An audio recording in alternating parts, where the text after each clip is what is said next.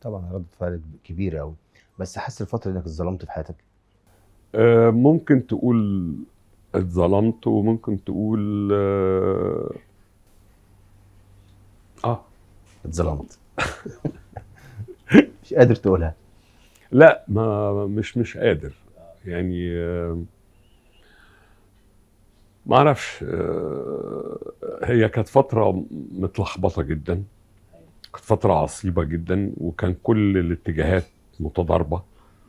ما كانش في حد، ما كانش في صورة واضحة.